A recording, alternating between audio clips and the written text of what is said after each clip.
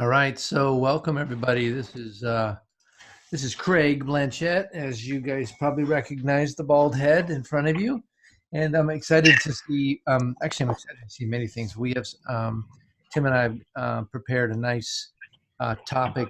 We're going to do a little bit of discussing on this, and I also think that we're going to have you guys join in because I think you're going to be really excited about where things are going, and also I'm super excited about that tomorrow is the first day of the month. And one of the nice things about each month is it kind of gives you a reset where you get a fresh new 30 days to set some goals and to work towards some things that you might wanting to do. And so I'm going to bring on Tim here. Welcome, Tim. Glad to have you again. Hey, Craig. Usual. And Tim and I were talking a little bit earlier, and we were talking about the topic we had last week, where we were talking about how to bridge the gap, and about man, I'm blanking right now.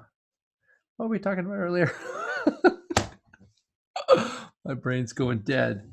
We're talking about when we come into different types of obstacles and what keeps us from moving forward. And I know, Daniela, you had shared a little bit about some conversations that you had with some people and how you're seeing people in different lights.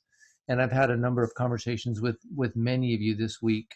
And I feel like the team is really gelling together. And one of the things that Tim and I were talking about was when an obstacle presents itself, that there was a unique way of seeing that obstacle.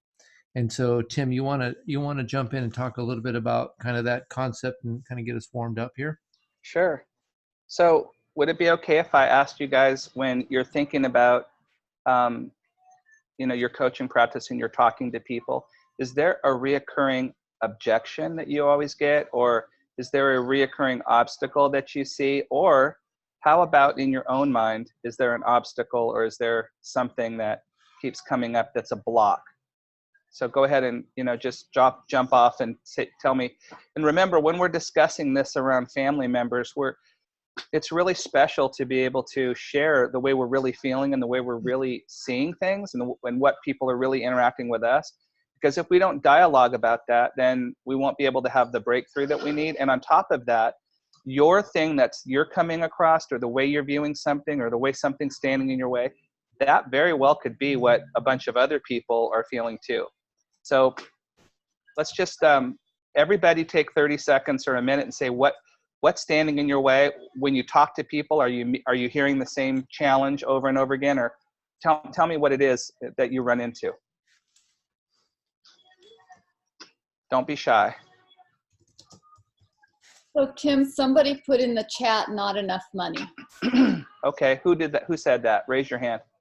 Okay, you want to come off for just a second and tell me a little bit more about that? Unmute yourself and tell me about that.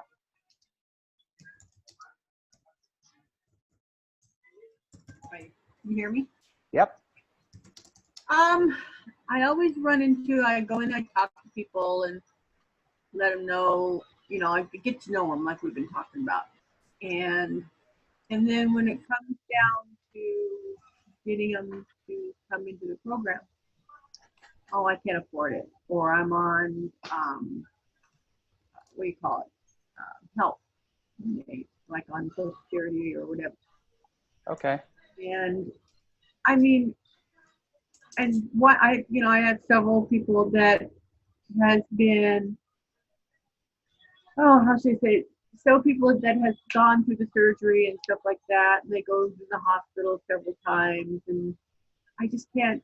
And I even say, once you have a yard sale, maybe a family member can help you as a gift, like for Christmas or whatever. Maybe there's somebody that can help you with that. So let's clarify. Can I just clarify a couple things with you? When you've talked to those people, are they expressing a need and a vacancy? Like is there a true desire or a true thing? Okay, so what's happening is they have a desire, but they don't see how they can do it. Is that what you feel? Perfect. Okay, so hold that thought, because we're going to come back to that. Okay. How many people have the same thing happening? Anybody else? Okay, 1, 2. Anybody else have that happening? 3, 4. Okay, good. Okay, this is a good thing. Now, I'm going to just clarify this with all the people that raise their hand. When you have this happen, are you building a relationship and uncovering needs and vacancies so the people truly have the desire to go forward, but when it comes to the financial part, they can't, there's a block? Is that true, or are you missing the step prior to that? If it's true, wave. Yeah, okay, good. Okay, what else? What are other obstacles that you're facing that you hear? Go ahead and pop off. I mean, give me a dialogue where somebody wants to go forward, but something's standing in their way.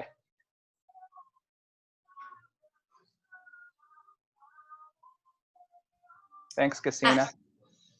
Yeah, I have a client that's a caretaker for her mom and has recently stepped into caring for her grandchildren and is her son's ride to and from work. And there's so many obstacles that she cannot see a path through. She loves the program and she's on the verge of coaching. She thinks it's a great thing and she wants to do it. And I can't seem to find like what will get her past that point where she just sees obstacles. That's perfect. Thank you, Cassina. Okay. Somebody else. Eric, you said you get that question where people are coming up with the financial part. Is there any other thing that you're running into when you're talking with people? The few people that I've talked with, it's usually just the financial part. But I don't think they think past,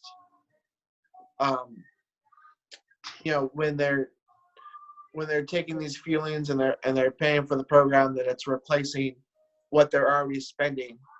I think they're just not really, grasping that concept. Okay, great. Anybody else want to share another obstacle that you run into, or is this? Yeah, go ahead, Sharon.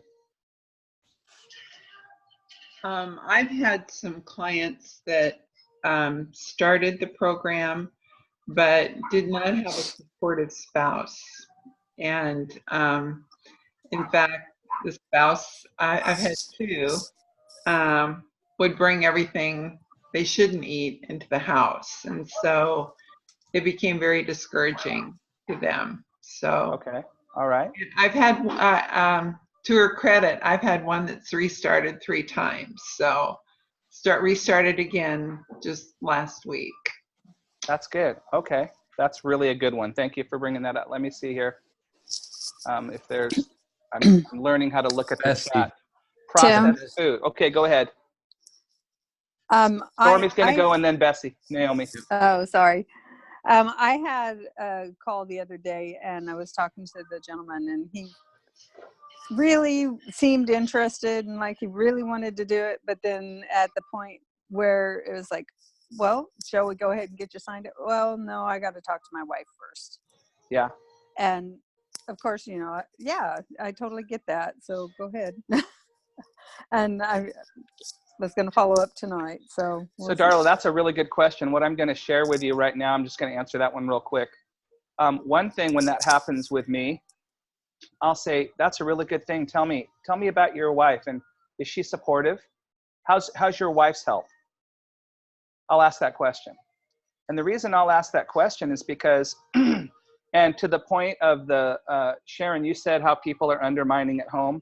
One of the questions I always ask is, excuse me, who's living at home with you? And how is your support network at home? Are they supportive or not? Because I need to know that, right? And so, and one time, you got a 70% chance that the spouse is overweight too, right, Darla? Because 7 out of 10 people are overweight. Go ahead and you can come off and dialogue with me. That is true, but not in this case. She's not overweight.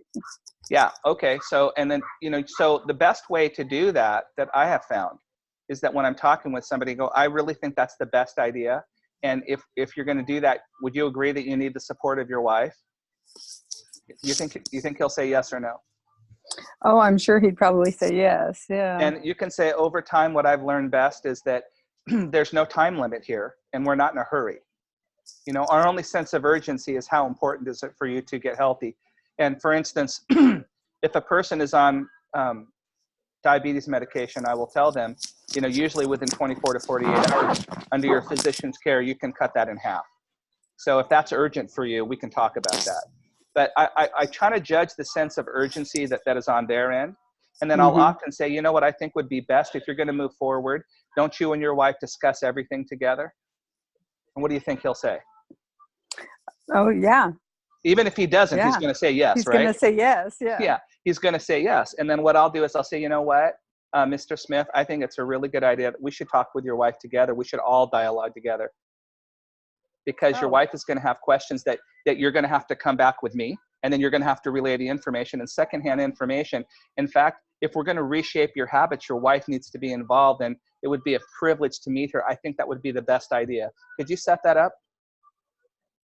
You see? Very good. Yes. Because, so I think, and we're going to go into that a little bit more. Anybody else real quick before we go into this idea of objections? Okay, Naomi, go ahead. Yeah, Bessie. Bessie, I'm sorry, Bessie. Go ahead. You have to Yes, there you go. thank you. I've had difficulty with people, they'll sign up and they'll start program and they don't want to plug into the support. And so then they contact me and say, I'm canceling my order. I can't stay on program. They just don't plug into the support system. Great. Well, we do belong to the human race. We do belong to the human race, right? One thing I will tell you is, like, people talk about the book and how great the book is, and the book is really great, but 62% of all people that graduate from high school and college never read a book again the rest of their life. So one of the things that I do is, like, if it's you, I'd say, Bessie, I want you to know your course is coming with your program. And your course is equally important as, you know, it's a very intricate part of your program. And I would say, would you have 15 minutes a week that you would invest in going through your course? Because if you did that, it's like putting a dollar bill in the bank and getting a $10 bill back. Would you like a bank account like that? And they'll say yes, right? And I'll say, well, you know what?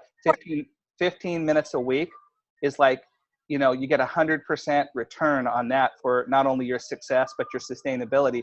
So do you think it would be advantageous for you to spend 15 minutes a week going through that? We'll do it together. You know, we'll kind of dialogue about that so that you can get extraordinary results. I mean, it's totally up to you, but I just want to know if that would be you think would be a good investment of 15 minutes.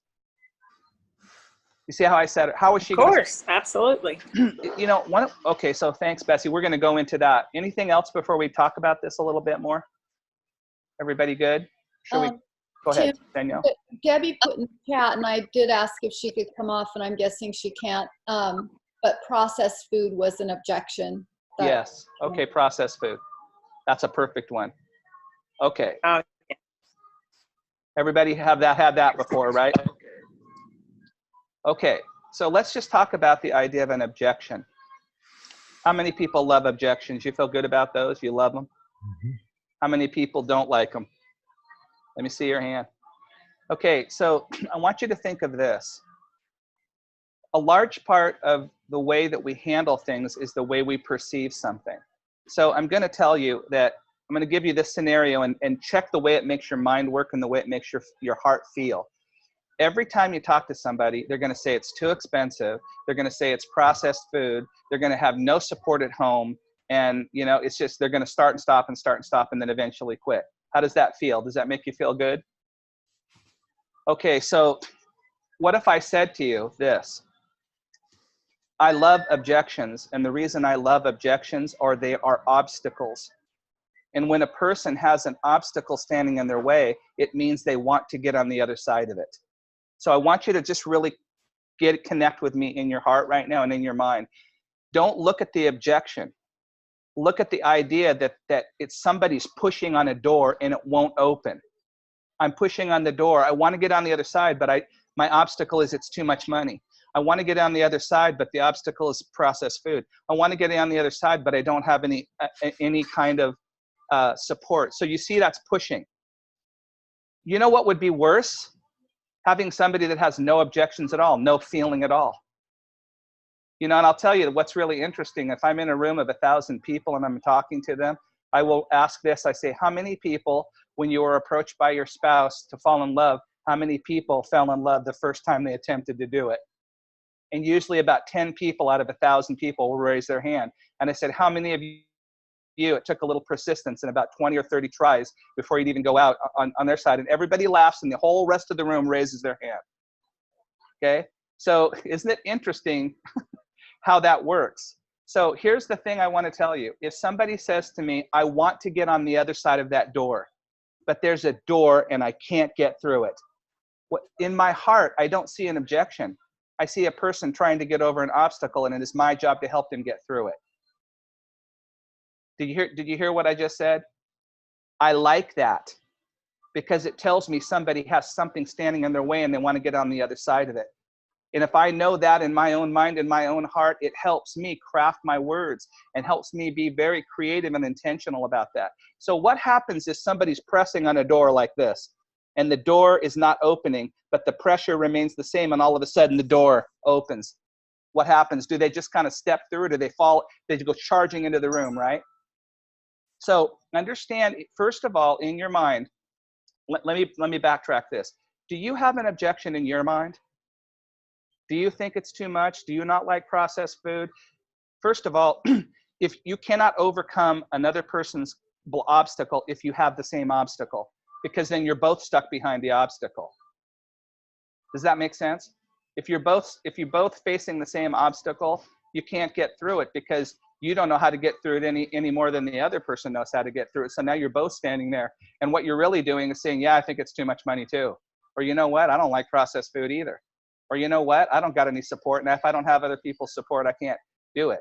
I mean, so remember how we talked about connecting with kindness, and remember how we talked about the stories we tell? Who is the first person we connect with kindness with? Ourselves. Who is the first person we check our story? Ourselves. And so the first thing you need to check is, do I have objections? Do I feel uncomfortable? And instead of telling yourself, oh, I should feel better about that, you should be gentle about that and say, you know what, I really don't like processed food. How could I look at that differently? You know what, it is a little expensive. So are you with me now? I need you to be with me because I want to know if you're with me. Okay, so first of all, you check and see if you have objections in your own mind before you talk to anybody. And then dialogue with those, gently uncover those. And then when another person has an objection, there are two great ways you can approach it. Number one is you view an obstacle differently. You don't view it as resistance. You view it as somebody begging you for help to get it out of their way so they can get on the other side of the fence or through that door. Do you see how powerful that is?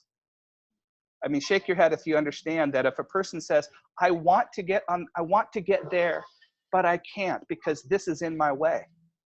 And so so if you frame it in your mind like, gosh, you know what, my job is to help remove that so they can step into where they want to go. So I love objections because without them, there's no desire. Do you understand that? There's no desire to go someplace.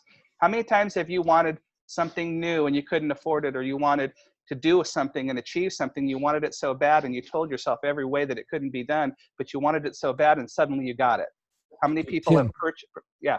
Yeah, I was thinking of an analogy of that. Another analogy is if I told you about this amazing pool or hot springs or some kind of just this amazing experience, and you're like, man, I would love to go there, but I didn't bring a bathing suit. The reason why that objection came is not because you didn't want to go swimming. It's because you did want to go swimming, but you don't have a suit. Right? So that's one of those obstacles where you can say, well, let's figure out how to get you a suit so you can do this thing you want to do because you want to have this experience in these amazing hot springs. Right? That's right, Craig. Yeah. Well, trying to help get out of the way. And you guys remember that the intentional heart guides the crossing. So sometimes we need to understand that our ability to understand somebody wants something bad enough is to really gently show them how to guide them across there. So now let's double check this on your list. If in your mind you don't have objections and you view an objection from somebody else after you have uncover the need and vacancy, right? If a person legitimately doesn't want to go on program because they really think it's too much and they don't want to, then that's a legitimate reason and not an objection.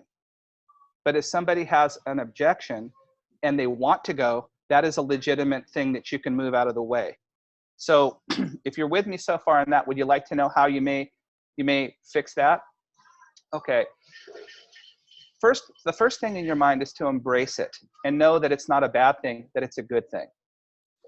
So that's really, really critical, because if you don't believe it's a good thing, you won't be able to come up with the right words and the right heart and the right tone of voice. Just because people should get healthy and they want to get healthy doesn't mean it's easy for them to do that. Yeah, embrace it. So Kim said that. So here's how you do it. If I know that 8 out of the 10 people that I have talked to have the same objection, and I double check and make sure I don't have it, okay, then what I do in the course of the conversation, it will be something like this. I might say, Diane, you know, what I hear clearly you saying is that you desire deeply to get healthy. Is that what I hear you saying? So be with me. Okay, you want to do that? Well, in my experience in coaching, people have some things that stand in their way. And I just kind of want to share that. It may not be for you, but a lot of people are worried about cost. I mean, I mean, I hear that a lot. Can I afford it? Is that something that is a concern for you, Diane? Okay, come off. I'm going to dialogue with you right now, Diane. So Diane, I know that you've told me that you have high blood pressure and high cholesterol and type 2 diabetes, and you have this deep desire for you to get healthy. And would you tell me again the top 3 reasons why you want to get healthy? What are your reasons why you want to be off of diabetes medication, and why you want to be off blood pressure and high cholesterol? And why is it that you want to live longer and feel better? Would you tell me just 3 quick reasons? Why do you want to do that? Off my meds, be around for my grandkids, be around for my kids. Okay. And do you realize that not only are you going to be around them, but the Diane that's going to show up for those people is the authentic, real person, full of energy, full of confidence. Your mind's not going to be hindered. You're going to be mobile. Can you see that? How powerful that is? So I just wanted to tell you, if that's truly your desire, we can help you do that. But I've been coaching long enough to know that there's things that stand in people's way. And it probably isn't for you, but I just want to say, one is, you know, can I afford it? Is that something that you're worried about? Okay, so this is a really good point to bring up. Now, I'm going to pause this for a second. I brought it up. She didn't bring it up. Do you know how much better it is if I bring up an obstacle before the person brings it up? Now, what I would do is, if she says, oh, that's not a problem, I would move quickly past, oh, I didn't think it would be a problem for you, Diane. But if it is a problem, because what are the 3 main obstacles, okay? Cost, taste of food, and processed food, and will it work for me? Those are the 3 main ones, right? Will it work? And so if you know that you have the highest probability to have those. So now Diane and I have had a talk, but did you see what I did prior to that? I double checked to make sure she wanted to go on the other side. And I double checked why. And now I've got her seeing her grandkids. I've got her seeing no medications. And that's a valid thing. I didn't do that. I found the need and vacancy. Now I want to just double check the obstacles. And the top 3 are what I said. And Diane, so sometimes people are a little bit concerned about the cost. Is that true? Yeah. So let's talk about that for just a second, because that's a really valid concern. So cost comes in a lot of things. Your program's going to cost you X amount of dollars, whichever one you choose. But there's other costs involved that I want to make you aware of. So, you know, you have 3 medications you're on, right? We have a high probability with your physician you're going to eliminate or reduce those greatly. And I'm leaning towards eliminate, but we'll work with your healthcare professional for that. So do you think that would improve your cost factor out of your, now there's more than just one economic cost. There's a longevity cost. There's an emotional cost. There's a spiritual cost. There's a mental cost. There's a physical cost. There's a financial cost. I mean, would it be worth a couple dollars to be alive longer, to spend time with your grandchildren authentically yourself? That's a cost, right? So I want you to think just about the cost that you're going to go. I want you to think about the other costs involved. And here's something else.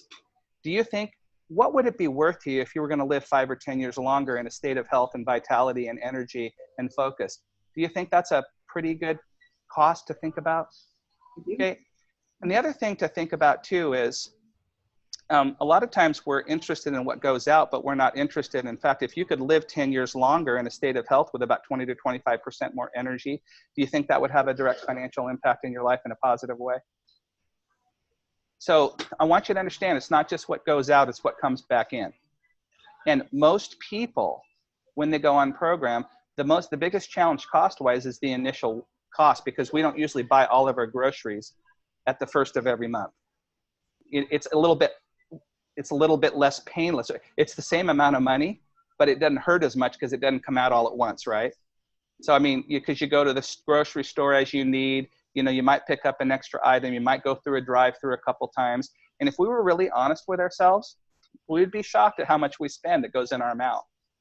So what I would tell you to do is, you know, the program is X amount of dollars. We'll find one that's as close to your budget as we can.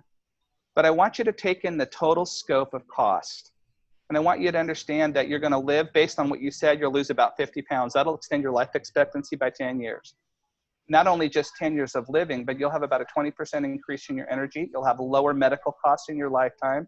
You'll have less pain, better sleep, mentally, emotionally. You've got many, many accounts in your life. You got an emotional account, a relational account. You got a physical account. You've got a mobility account. You got all these things. And so what'll happen is, if you look at cost from that standpoint, I want you to see what you're going to pay, but I also see what you're going to benefit and what's going to come back into all those different accounts. Now, how do you feel now? Do you feel a little bit scared about cost, Diane, or are you kind of seeing the bigger picture? I'm seeing the bigger picture. See, the reason people are focused in is they're so close to the page they can't see the other things. And it's our job to connect and help them see the bigger picture. Because I will tell you this, if she's looking at a Crunch Bar and a chocolate sundae about 10 o'clock at night, what do you think's going to win? I don't care if you're Dr. A, the chocolate fudge sundae is going to win. But I'll tell you what, if you're looking at your granddaughter, and if you're looking at no meds, and if you're looking at living longer, feeling better, sleeping better, and all that stuff, that Crunch Bar is not a Crunch Bar anymore. That Crunch Bar has meaning far beyond everything else that you're doing, and the sundae can't compete with that. And I'll tell you the truth, just like in your lifetime when you've wanted something bad enough and you've justified it in your mind and you couldn't afford it, you got it anyway because you saw the value in more than one area. Are you following me? So it's not that she doesn't want to. It's that she's looking at this and she can't see the other part. And I would be, you see how if I told her that, who was telling me that people don't get support at home, right, Sharon? You don't get support at home? Do you see how I just knocked over more than one pin right there? Because if she's seeing her grandkids and her meds gone and her living longer and her feeling better and her sleeping better, do you think her husband can tease her with a pizza? I think he will lose, you know? And they can have an authentic conversation, because instead of Diane saying, honey, don't you know I'm on a diet? Stop tempting me for that. I'm trying to lose weight. It's this kind of a conversation. Honey, do you really want me to be on diabetes medication? Honey, do you want me to have a high probability to lose my foot? I was thinking I need that foot because I want to be with our grandkids so we can play, you know, and take them out in the swimming pool and stuff like that. You know, so do you see how that helped that problem that you talked about? Because I did this ahead of time. See, truth bleeds over into every category. And our job isn't to convince or sell somebody, but our job is to basically enlighten them so that they can and expand their consciousness and their views so they can take all their superpowers of drive. Diane's got a mental drive, emotional drive. You know, you guys remember, did anybody ever heard about that time when there was a special speaker? It was a Stanford swim coach, and he spent the whole day talking about breaking through obstacles, and then everybody didn't know it, but at the end of the thing, everybody had to break a board. Did you ever hear about that? So what happens is at the end, he's got like 1,500 people that are going to break a board, and most of these people are scared to death to do it.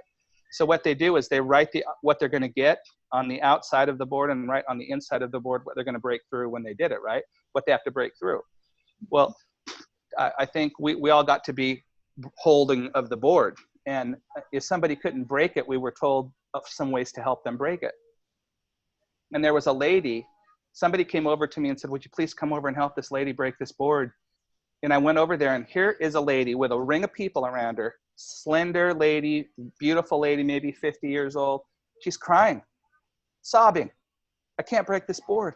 I want to break this board. I don't want to give up. And I'm going, oh my God, I can't make her Shaolin in like 5 minutes here. You know, I don't know what I'm going to do. But then I started thinking, wait, she wants to get on the other side of that. We don't have time to teach technique. So you know what I did? I whispered in her ear something, and I stepped back and I held the board. All her continence changed, everything. She blasted through that board, ran into me, and we both almost fell over. And she erupted into tears of joy. The whole place hugged her, everything like that. And everybody comes up to me afterwards and said, what in the world did you say to that woman to get her to do that?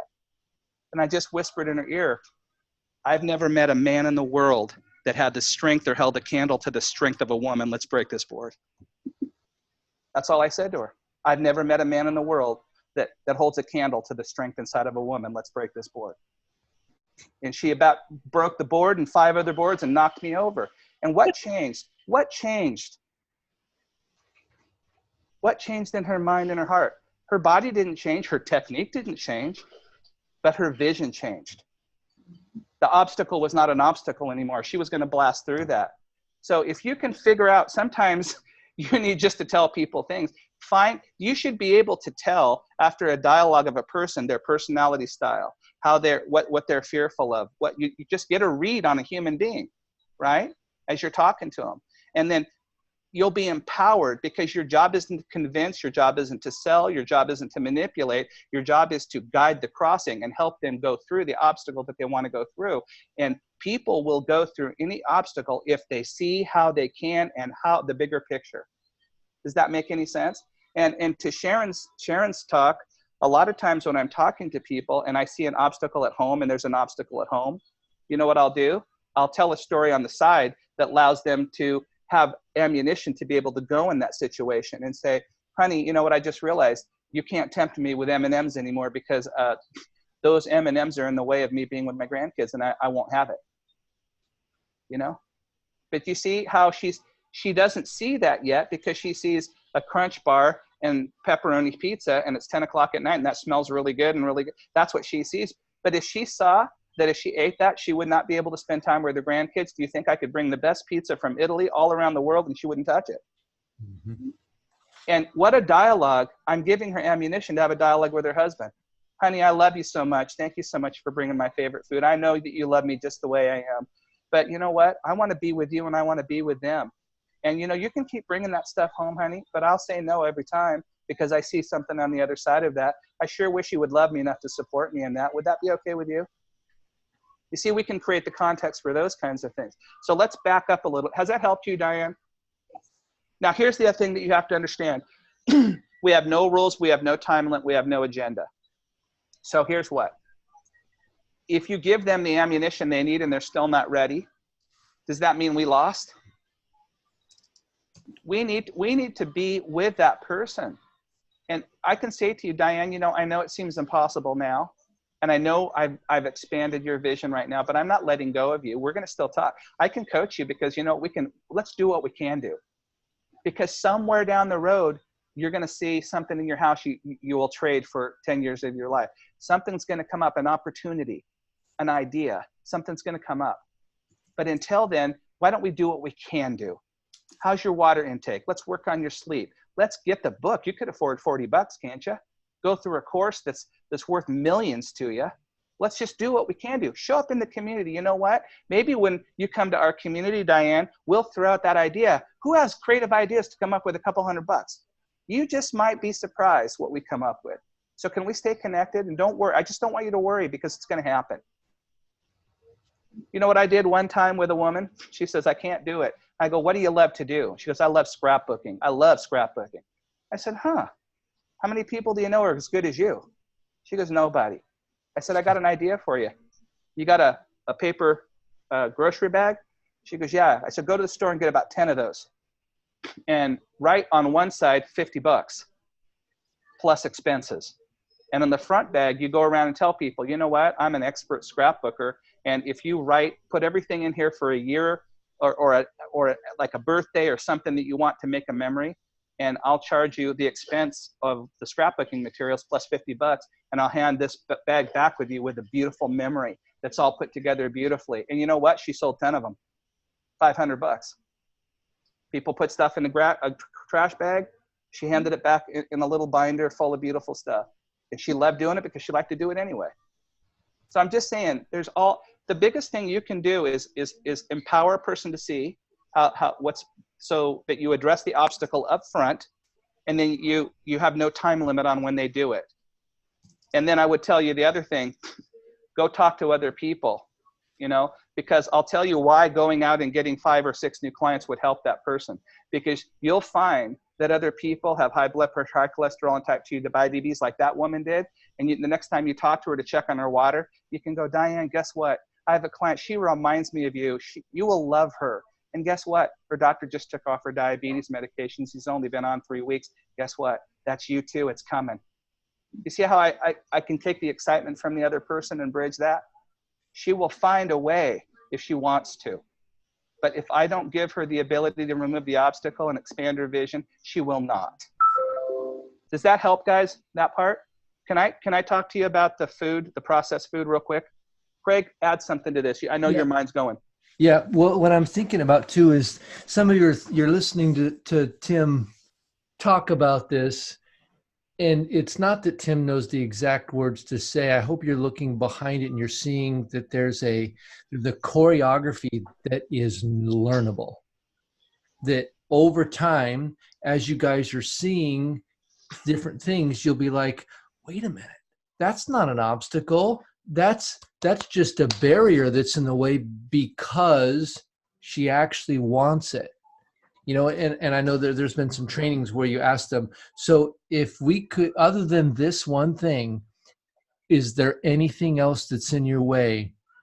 Right? So you can do certain things to make sure that they really want the thing, and then that obstacle is there, and you're like, so sounds like what we need to do is figure out how to get around that obstacle, because I don't want you to wait a second longer than you have to accomplish those goals we just talked about. And see, that was what Tim said. Those are different words. Those were my words. You will come up with your words when you understand what you're trying to do. You're trying to come alongside another human being and help them become an obstacle climber. Maybe they gotta get a big rope, and you're gonna hang it from the top, and you're gonna hold on the other side while they climb over that thing. Whatever that looks like. But think about that in your mind, because Optavia isn't a silly weight loss program, right? It's a comprehensive program that helps us unlock our potential, our full potential in whatever area. When our bodies feel better, everything's better. Who agrees with me on that one, right? Yeah. See, that's so beautiful, Craig. That's beautiful. Well, I'm just trying to help you guys see that these different words, you don't have to try to be Tim, and you don't have to try to be me with what we're saying. What we want you to do is understand the process of what we're doing here. And as your awareness increases, you'll find the words. I trust your heart. I trust that you will find the words when you get the vision of what you're doing.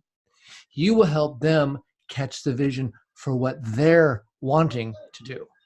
You guys are going to come up with better words than I do. Yeah. It's not the words aren't important, because you don't even remember what I said 15 minutes ago, because I don't remember what I said. But let me just give you this analogy, then we're going to talk about the processed food. You walk into a bank and there's 3 teller windows. Okay. One window has a sign above it. Every dollar you put in your savings account, we're only going to credit you 75 cents. Another window has, you put $1 here and you're going to get 3% return in your savings account.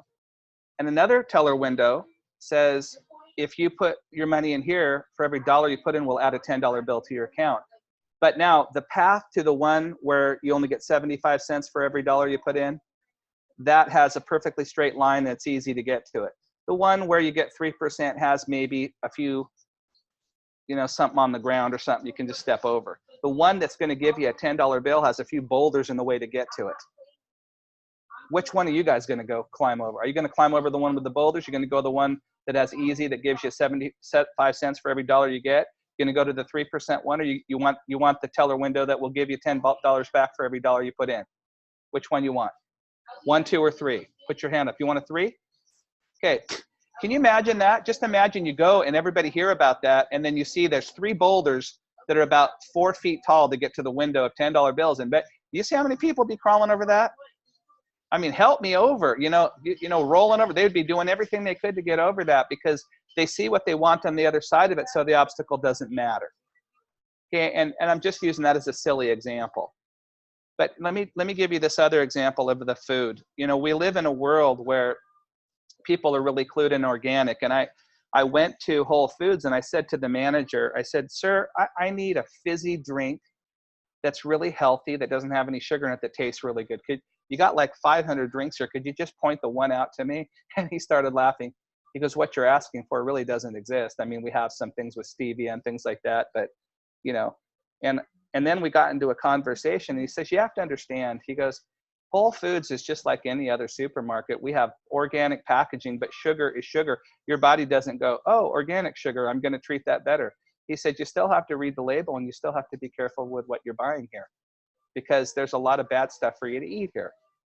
So, we live in a world where people are wanting organic and interesting thing. I have a farmer friend that owns 3 gigantic fields, and they started with 2 acres and now they own hundreds of acres. And they went through all this process to get one like several thousand acres certified organic for their fruit. So they did all the paperwork, they did everything right. And then guess what happens? The Oregon Agriculture Department guy comes out with his clipboard and says, here's your certification for organic. And he goes, well, wait a minute, you didn't test the ground. He goes, yeah, that'd be a good idea, but we don't have time for that. He goes, you're trusting me that I did everything that I was supposed to? He goes, yeah, we're trusting you. We don't have time to do all the tests. And he goes, well, you didn't test my neighbor's fields of the other farms to make sure that they weren't putting in chemicals that are going to my farm. He goes, yeah, that's a really good idea, but we don't have time for that. Just think about that for a second. They paid all the money, went through all the process, and is it true organic? He said, and you guys, you do know that if you're going to sell commercial fruit and vegetables, it still has to be sprayed according to the law. She said, so here's what I tell people. If you really want organic, you have to grow it yourself. So that's just something for the back of your mind, So here's what I do with the processed food thing. I will tell people, and usually there's some probing questions that you can ask before. But let me go back to the process. First of all, is there an objection in your own mind? Second of all, are you afraid of objections? If you change the idea that an objection is an energy that wants to get through something, and it's our job to lovingly, with kindness and intention, help them get through that. If you can get to that point, then nothing is afraid. The third thing is you bring up the objection before they bring it up. And don't make a big deal out of it. Don't, like I might say, Darla, how are you doing with, this is pharmaceutical grade fuelings. Are you cool with that? And if she says, oh my God, no, I want only or this. So I go, okay, well, I had the same objection in my own mind, but let me just share you what I know.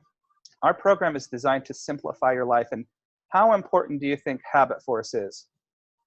Darla, why don't you come off with me and dialogue with me real quick?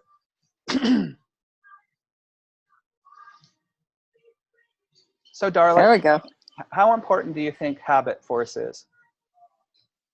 Habit force. Like habits. Explain. Oh, Like habits. Habits. I think that's pretty important. So let me just tell you the behind the scenes what we do with habit force. You're going to have 6 fuelings a day that you're going to consume, right? One you get to choose, and the reason we do that is because that simplifies your life. You only really have to think and focus on one focal point. So you're going to eat 6 times a day. That's 6, right? Right. And you're going to drink about 10 glasses of water, right? Yeah. So that's 16. What if I teach you a little technique called stop, challenge, and choose? And it's a really simple thing where you would go into the lunchroom at work and normally you would have a donut and a cup of coffee with sugar and cream in it. But this takes like 1 second in your brain. You walk in there and remember your top 3 reasons for why you wanted to get healthy. Well, right. you don't go into that lunchroom and say, I can't have that donut because I'm trying to lose weight, because that'll never work. That'll work 2 days in a row and then you'll blow it the rest of the week. So here's the way to do it. You'll go in that lunchroom and you'll look at those donuts and you have already a habit force already made that you normally go over there and socialize, have fun, pick out your favorite donut, have your coffee, right? So what you're going to do is you're going to stop for just 1 second. Just take, your brain is like on Mach 3 right now. And it'll just go, ask yourself this question. I want to be with my grandkids. I don't want to have my foot amputated. I want to live 10 years longer. And is having a donut and a coffee with cream and sugar going to get me there? If not, what you're not going to just not do it. You're going to replace it with something else. And what I mean by that is you don't ever take away something from yourself without giving yourself more in return.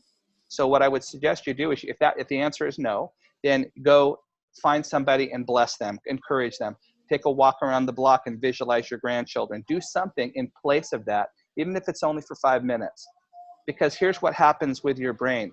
Your brain is going to reward you for that, and it's going to start processing that, because you're going to create an image. You have a diopposing image there. You've got, you know, a donut that you used to enjoy, but now you see it as an obstacle in the way of getting where you want to go, and your brain sees your grandchildren, and it doesn't take 2 + 2 to figure out that's 4, right? And you go, you know, I don't need that anymore. And what happens is you don't have to use willpower. You use vision and purpose, and vision and purpose overrides everything. And this you could do this in 5 minutes. You could take a walk up and down the thing, say, I love my grandkids, I love living longer, I love both my feet. Hey, donut's not worth it. Thank you very much. Go back to work. Okay. So what if you did 4 of those a day? Stop, challenge, and choose. We got 6 fuelings. We've got 10 glasses of water. We got 4 stop, challenge, and choose. That's 20 decisions a day. That's 140 decisions a week that your body, you are making every single day. Every time you tear open a fueling, every time you drink a glass of water, every time you do a stop, challenge, and choose, you tie it to your vision and purpose that quick in your mind. See your grandkids. Guess what? 140 decisions a week, every single week. How fast do you think your mind, your emotions, and your body's going to figure out that you're going to work in unison, and it's going to dissolve things that stand in your way? Do you see how powerful that is? I mean, how many people do 140 things a week that are moving them towards where they're going? It's kind of like you don't even know it's happening. So if I do that, then you've got a new vision, right? Right. What if you say to me, I don't like processed food, and I'll just agree with you. You know, Darla, I don't like them either. I go, in a perfect world, we'd all be growing our own food full of nutrient-rich soil, and we'd have the time to pick it, care for it, prepare it, and enjoy it. We'd have that time. The last time I looked, we don't live in that world. And I know this much from working with children. If you don't have success and have fun quickly with children, you lose them. And I don't think adults are any different. If it's too hard, if it's not easy, if they don't have any fun and they don't have any success quickly, they will not engage. Do you agree with me? I agree. So here's what I would suggest. When I've traveled around the world, and if I take you to Vietnam, you could have a bowl of grasshoppers toasted. If I take you to Russia, you could have a casserole made of lamb's tongues. If I take you to Japan, you can have a bowl of raw fish eggs. If I take you to the United States, you can have 2 cheeseburgers, fries, and a chocolate milkshake. Now, you know some people say, I love grasshoppers. Some people say, I hate them. Some people say, what's a cheeseburger? But let me tell you, the human physiology is the same all the way around the world. When you swallow it, your body doesn't care. It goes protein, carbohydrate, amino acid, vitamins, and minerals, foreign substances, and it begins to break that food down in the most efficient manner to use it for fueling for your body. You understand what I'm saying? So here's the thing. The fuelings are designed to be the best thing that you could possibly make, and researched at probably the greatest teaching hospital in the world.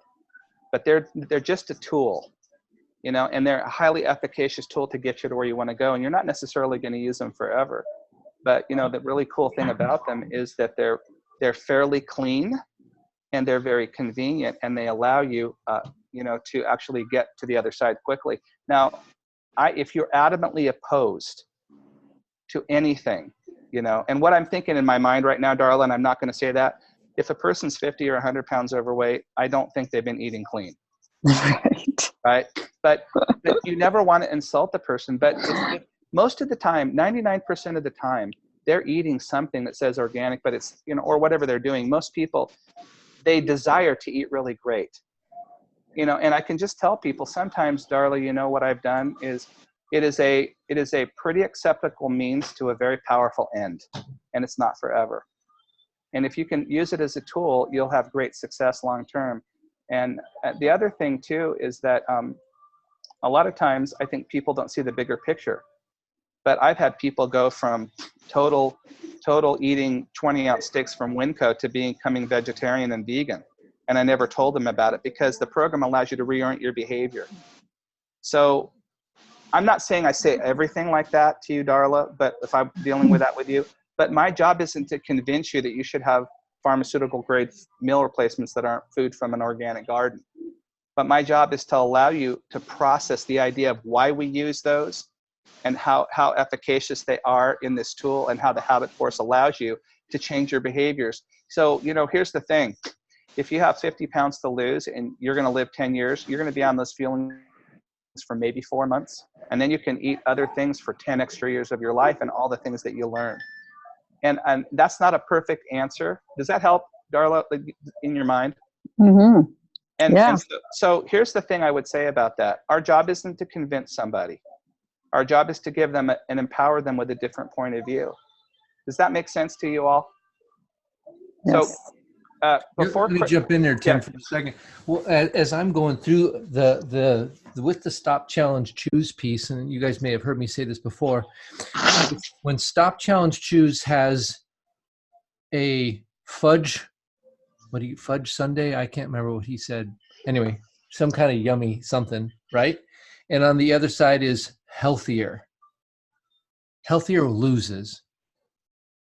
I don't know about you, but because I can always work on getting healthy tomorrow, because that's pizza and it's right now. Who are you with me? Am I crazy? Right? And so when we're working with ourselves and we're also working with our clients, helping them to it's like they shoot an anchor out into the future, and that anchor gets set. And those anchors could be things like dancing with my grandkids. That could be maybe running a marathon. It might be they look in their medicine cabinet and there's vacancies all over the place because there ain't no meds anymore, right? Whatever it is, maybe it's that green dress that just looks just right on them. Maybe it's a everything fits closet. You guys know what those are? Yeah, pretty sweet. So you talk with them and you figure out what those anchors are. And when they pull out their Stop Challenge Choose tool, their anchors are dug in really good on those big pictures. And then the pizza sits there with not much of an anchor at all. And the vision in my mind is I actually pull on those anchors to pull me through the decision to the thing. And so think about having it be not like a generic be healthy or Papa Murphy's, because Papa Murphy's is pretty powerful in the moment. But if you have those good anchors set in your life, that vision and purpose is really set with those anchors. You can visualize yourself pulling yourself away from the pizza and to your dreams. Does that make sense? Does that help? For me, the visual really sets it well, that you have to have the anchors for the Stop Challenge Choose to have a bite and to really pull you towards it. Now that's perfect, Craig. And let me give you another visual that will coincide with that. Imagine two people standing like this facing each other, and one says, it costs too much. And then the other person says, well, no, it doesn't. And you convince. Okay, and the person says, well, it's fake food. And okay, no, it isn't. You know, and you're going back and forth like this, okay? And what you're doing is question, objection, you know, convince, try to say how, you know, you're doing back and forth. That's no fun. Nobody liked that. But what if in the course of the conversation, you guys are talking and all of a sudden you're side by side like this? Now you're side by side, okay? So that's called uncovering needs and vacancies and bringing up objections before they ask. Because, you know, do you really want to do you really want to wait till you're the edge of the river to find out the objection is, I don't like water? I mean, our job is to tell them to really uncover those in the beginning. So we don't go back and forth like this. All of a sudden we're side to side. We're arm in arm. Imagine two people arm in arm, heart to heart, mind to mind, spirit to spirit. Now we know where we want to go and we're connected. Now we face something. Now we face it together. And you're on my right arm here and you're saying, that looks like a big hard mountain to climb, Tim. And I go, it's okay. You know what? I got you. You know, how about if I take a step and you come up with me and I got to take a step, you come up, would that be all right? Well, I'm afraid, Tim, there's no water up there. I got water with me. How much water do you want? Oh, I think you have enough. Okay. And then, is there anything you're else afraid about? Well, I just don't know if I can make it. You know what? Don't worry about that. I know you can. I'll walk with you. You see the difference between I can't make it. Yes, you can. It's too high. No, it isn't. You see, that don't work. But heart to heart, arm in arm, mind to mind, heart, soul to soul, that there's nothing that stands against that. Nothing. And that's what people, they want to go in a hurry. They want to hurry and push somebody. You know, if in your heart you say, there's another precious human being, and it's my job to be everything I can be to unlock what fears they have, what concerns they have. And instead of talking face to face, I want to talk arm to arm. I want to talk heart to heart. I want to lock with that person. And guess what? If I'm climbing up a mountain and I'm locked arm in arm with you, and all of a sudden you're pulling back, am I just going to charge ahead and unbreak my arm with you? I'll slow down a little bit. You see what I mean? You'll know, I don't need to look at you to know, hey, there's a little bit more weight on my shoulder. I got to slow down. What if you're speeding up ahead of me? I'll know to speed up with you, right? But you won't know that if you're face to face going like this.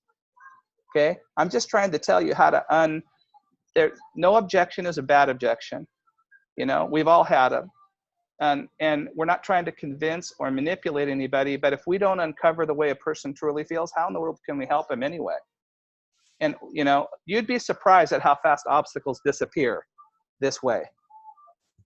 Why don't we spend the next couple of minutes, if it's okay with Craig? We can do that too real quick, Craig. Can you guys tell me how you're feeling about this? If it's nonsense, tell me. And if you like it, tell me. And if anything between, tell me. So hop off and say something here. What are you feeling right now?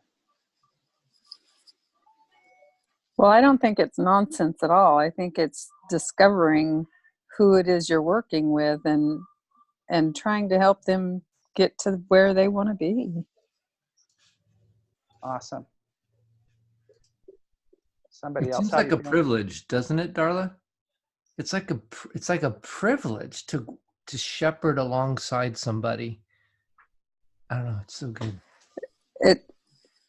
I agree. It's those locking arm and moments and those aha moments that are so wonderful once that person makes it to the point where they didn't think that they were ever going to make it. It works out well. Well, and you guys heard a story. Eric, he's here tonight for the first time.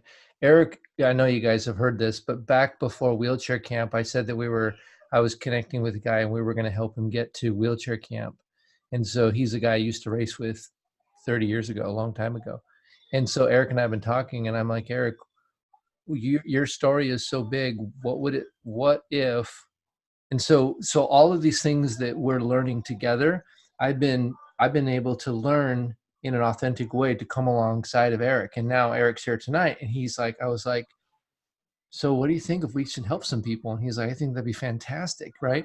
And I'm curious, as you're thinking about, as you're on the other side, as I'm trying to become a better human, I'm trying to care about people authentically, and you're one of the people that I have been able to care for, right? And so as you're experiencing this from the other side, what are you doing, and what's unlocking in your belief, in your mind, in your potential? You know, can you mind to come on off of mute and just adding a little to there? Oh, I got you unmuted.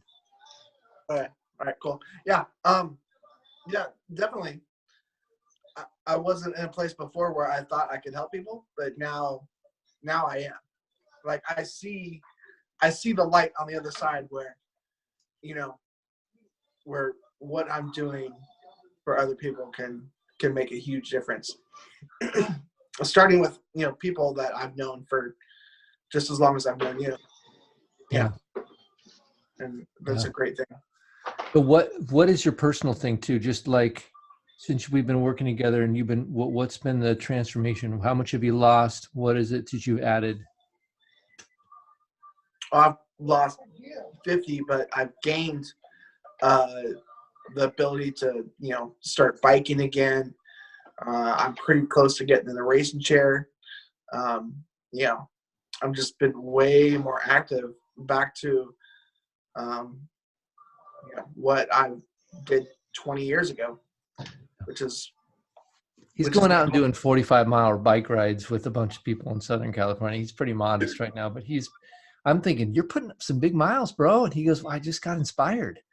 Just want to go out Yeah. and live my life again. And anyway, it's such a thrill to have you here. Can we all give him a little clap, guys? Yeah. I mean, come on, man. Way to go, Eric. So good. Eric, that smile's worth it, brother. It's awesome. Yeah, it feels great. It feels great. Craig, is there something else you want to do, Craig? Or Well, I was thinking, we talked a little bit about this idea earlier, and so I just want to cast a little vision. Imagine if we all had this airplane, and it's this vehicle that flies. So think of Optavia, and it has really nice seats on the Optavia plane. It's got, everything that's necessary. Really, it can travel lots of places. And what if your Optavia plane was sitting at the runway, is all gassed up and ready to go, and you thought about, I've got 30 days and I can go as far as I want to go. Where am I going to go? Right? It's like, where would I like to land this thing in 30 days? How many places would I like to go? What kind of adventures would I like to have? Because we have actually 31 days in this month. And we're all sitting there. The last 3 months, your plane is gassed up and it's shined up and it's got everything necessary, right? And so you're sitting on that tarmac and you're thinking, maybe you want to just fly to the next town. Maybe you want to fly to a couple different towns. Maybe you want to fly to some place that's sunny. But where do you want to take the Optavia airplane that you have, and how far would you like to go in 30 days? And one of the things you're thinking about, every airplane has a GPS in it, and you've got a co-pilot, right? So you're the pilot of your plane. You get to determine where you're going to fly, and then you got a GPS that you can set that sets your coordinates, and then you got the co-pilot. Well, who's the co-pilot? Co-pilot's your coach. It could be me for some of you, right? And so when you're thinking about your course, well, you might look over to the co-pilot and say, hey, I was thinking about going through this big cloud. What do you think? And so we can talk about different things. We can talk about navigating and things like that. So you have somebody else to consult with. And the GPS is another term for, it's like a map. It kind of shows you how to get from where you are to where you want to be, right? And so think of that as we're thinking about the next 30 days. Literally, tomorrow starts the first day your airplane's on the ground. But if you're not clear about where you'd like to fly, any old place will do. You might just take off and land right back in Portland or wherever you are tonight, right? You might. But what if you said, I'm going to fly this thing to Europe, or I'm going to go to Florida, or I'm going to, what do you think about like what you'd like to get done and where you'd like to be 31 days from today? How much fuel? You got a full tank of fuel.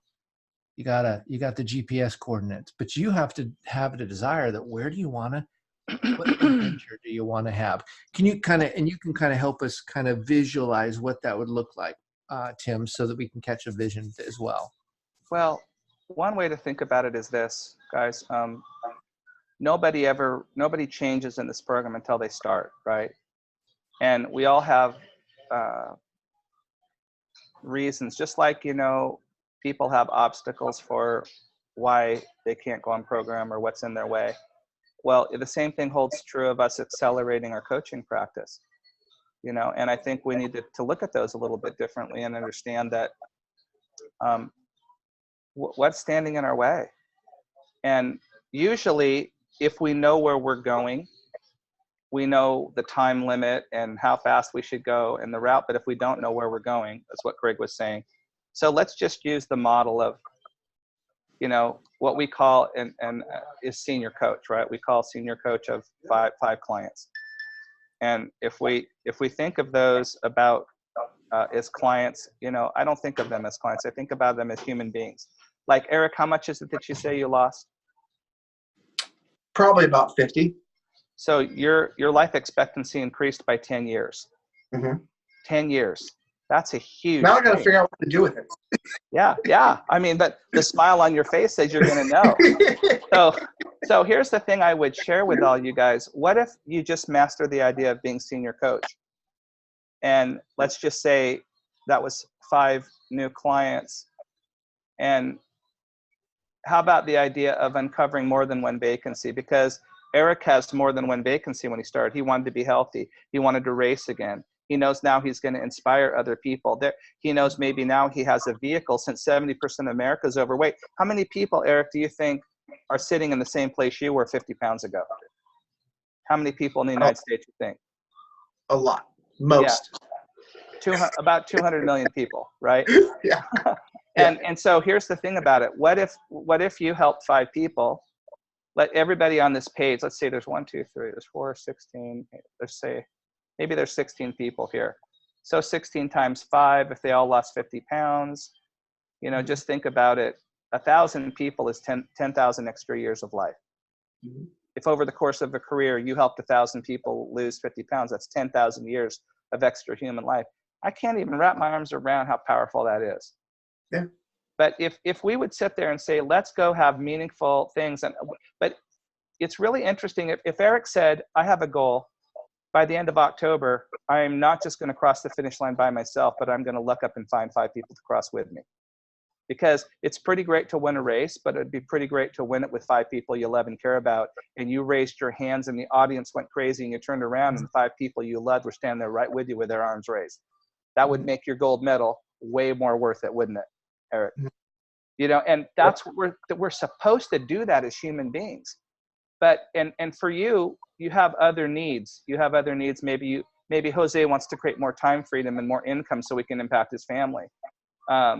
Maybe you all have different needs like that. So I would just sit there and think, okay, where do I want to go and why? And where you want to go might be, I need some more time. I want to make an impact on the lives of people. I want to extend the quality and quantity of life. I have these goals, and look at that and say, okay, I have 30 days. And that when you backtrack it from there, it begins to tell you. You can say, okay, what is my activity level? You know, I mean, what do you do when it takes you 15 minutes to get somewhere and your GPS says, you know, it's going to take you 17 minutes instead of 15? What's the easy thing you do? Step on the gas, right? Mm-hmm. But what if your GPS said you were 15 minutes and you didn't know where you were going and you didn't know when you needed to be there? What would it matter how fast you stepped on the gas, right? So I think what's really good, and I would just suggest, and we were going to go into more detail, but we didn't have a lot of time for that tonight, is just if you've got a 30-day increment from the 1st to the 30th, and you're saying, well, I want some breakthrough, what do I do? And then you come up with the idea of what you want to do, and then you get with your navigator and they'll help you, like, you know, and we'll come up with an idea of, well, what activities could you do? It's no different than me coming along, Don or Kelly, and they say, you know, these are the obstacles that are standing in my way, and we collaborate. Let's think about what can be done and not what can't be done. And Craig and I went into a lot more detail about that today, but we don't have a lot of time. Would that be helpful if the next time we get on, we frame how to set goals in a different way so that you feel like you can accelerate and things make sense more? I mean, how many people want to grow their coaching practice? Just, you don't have to, but raise your hand, you want to grow it. And how many people are doing everything they think they can do right now? I can't say that. Can you say that, Craig? I can't say that. You know, I'll never be able to say that if there's 200 million people still in the water and I helped 1,000 people get out. How can I say, yay, I'm done? I can't be done because I'm not motoring off and leaving the rest of those folk. But what I want you to understand is for each and every one of you, there's a reason why you need to accelerate for your own coaching practice. You know, let me just ask you this. If you had more money than you needed to do, what would you do with it? You're going to put it in a vault and count it every night? You're going to take it to that Harry Potter's bank with the goblins and look at it? And you're not going to do that. I know most of you, if you had an abundance of resources, you'd probably find something very powerful to do with it to fill a great need. And what if you had more time on your hands? What if you'd be able to build the coaching practice that would allow you to take away from your current career so you didn't need to do that? Would you just sit around watching Netflix all day? Or would you think, I have this thing on my heart, I want to help kids, or I want to go do this, or I want to go do that? but maybe there's something missing in your life that says, I want to make a difference in the lives of other people, and I want to see it happen. Okay, or whatever it might be. Get in touch with those, and I think you make a plan. I mean, I think Craig, would it be all right if we really delve into this next week, since, Yeah, I think people are it's probably, perfect. their ears are probably hurting now from everything we said. And was it okay? Did we talk okay to y'all tonight? Was it helpful to you? We had a lot of practical things we wanted to get to about these objections, but we also wanted to help you cast some vision. I also want to just leave you with this. You guys have so many skills that you actually don't even know you have. You've been properly prepared for a time, such a time as this. You really have. Your heart is right. It's well acquainted with other people's hearts. You have good reasons why you chose to be part of Optavia. It was a quality decision. You have everything you need, and we're trying to help you with some of those little tweaks, and then helping you set a vision and push that throttle forward and get that plane in the air. And then we'll see what kind of fun we can have with 30 days of flying around in the Optavia jet, right? And I've been having one-on-one and sometimes some group meetings with many of you, more than I've ever had in 9 years. Something has changed with all of you. And I love being part of your team. And I will be your wingman and your co-pilot.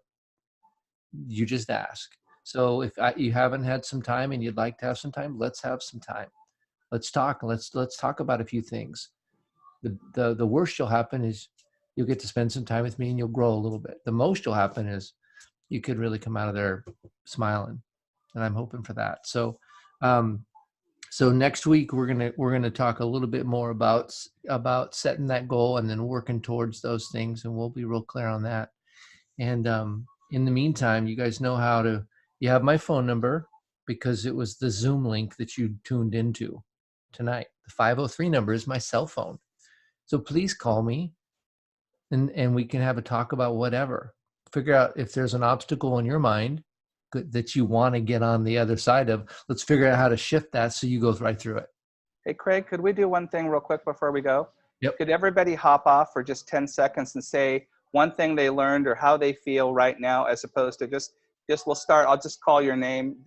Diane, you want to go and just say real quick, what did you get anything from the call? And remember, this isn't a setup for positiveness. If we need to get something more, say something more, but just real quick, 10 seconds, how do you feel? Way to talk to people more to grab their attention that I can help them. So. Mm-hmm. Awesome. How about you, Cassina?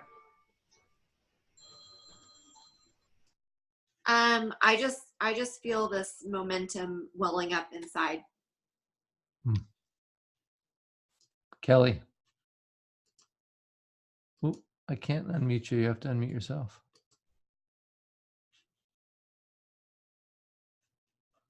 It was all good. I feel like structure for me, and I really I have a client now that I'm trying to get to read the books, and that was very helpful.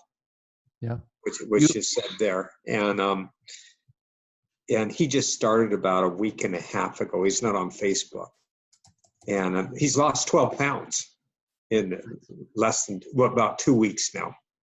If you want to, we can connect tomorrow, Kelly, and we can talk about some ideas.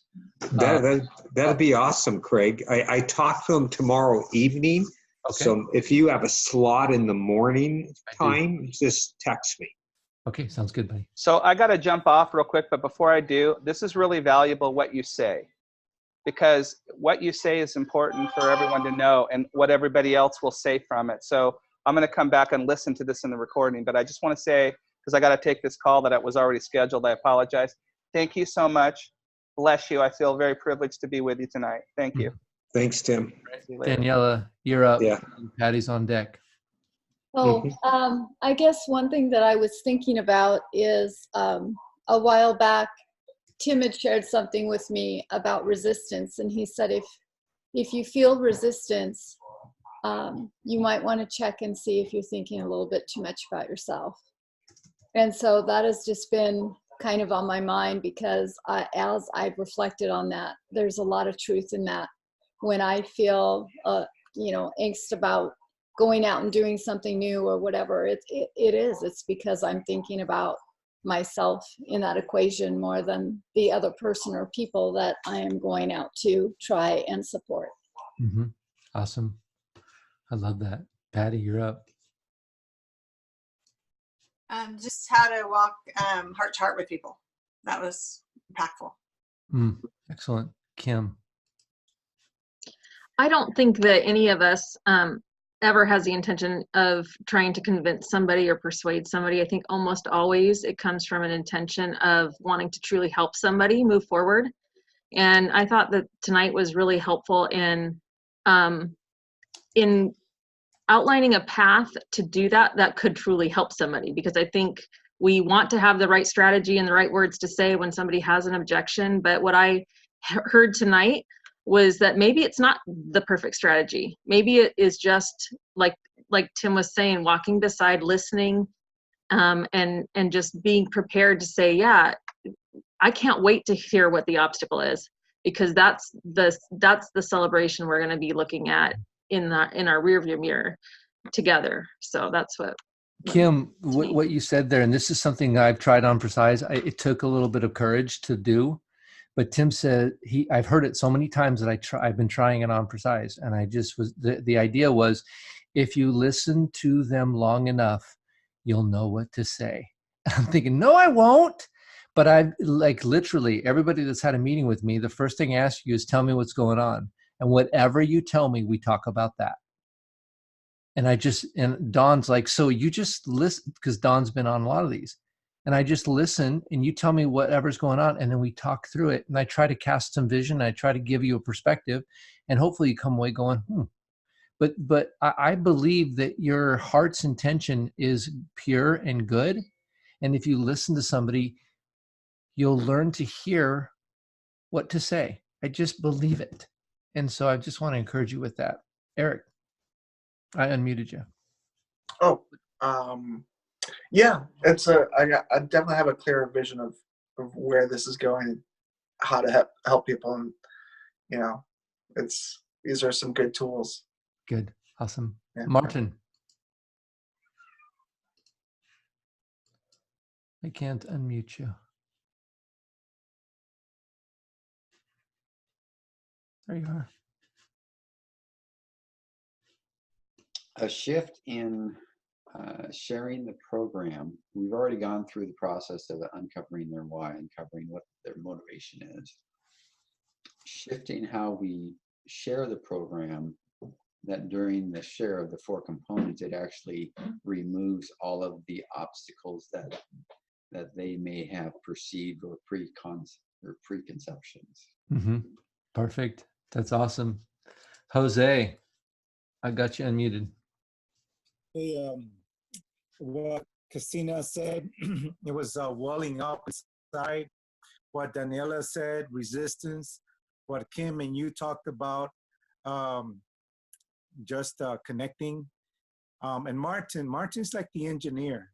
I'm all messed up with all these emotions and stuff, and Martin just makes it real simple. And I'm taking a little bit of everybody, and I'm hoping to bust through that resistance. Mm-hmm. That's the main thing. That's good. Thanks. Let's get some time together, Jose. I'd like to see you more. Darla. I'll do that. There you go. Well, I had my 15 minutes earlier, didn't I? No,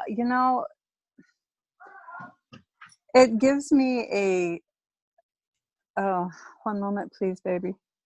Oh, okay. I'm on a call. Sorry, everybody. Yeah. Sorry. Just take a second. What was your big takeaway? My big takeaway was the heart. The heart. You've got to listen to their heart and help them work past the obstacles to get to where they want to be. And I feel a lot of the times when I'm talking to somebody that I'm pushing, and I feel scattered and I don't listen enough. And that's what I need to work on. Yeah. Is listening to the other person. Yeah. Let's have some more time and we can dialogue. Sometimes I don't know exactly what to train, but just in the process of talking together, things just clear. They crystallize. I don't know. It's just a thing. Linnanne. Yep. You're on. All right. Hey, everybody. Hey. Golly, I'm gaining clarity and I'm overwhelmed at the same time. Because, Martin was really challenging me and I just was approaching everybody and not in a crazy way, but kind of stopping, reading them, listening, waiting for a few seconds, and then engaging. Hey, do you know what I do? Or what do you think about what I do? Like we talked about before. But really listening and seeing people. So I did, in this like whirlwind of the last 4 days, I did get to do a health assessment, and then I was on the verge of another one, and the lady was like, oh, my husband's going to go with Weight Watchers and I just need to go with him. And but tonight, kind of unraveling, it's just fascinating to me, because now when I think about it, the woman I just mentioned, that her husband, well, he already decided to go with Weight Watchers. And now that I think about it, she's not happy with that. She really wanted help, and she wanted help from me, but then she felt like she couldn't really do it. So you just cozy up to her heart. It's perfect. You got this. You're so good at this, man. I'm like, oh my gosh, I'm so excited for you guys, and just keep me posted how it's going for you. And I'm here for you if you need anything. And you know what? I know she's going to be back. And that's just one of, I hope, a myriad of people. Yep. Right. Awesome. Discovering. And the obstacle thing tonight, what? That's amazing. Okay, I'm going to watch this like 3 more times. Awesome. See ya. All right, one more to go. Anna, are you able to talk? I unmuted you. I think you're on the phone, Anna, anyway.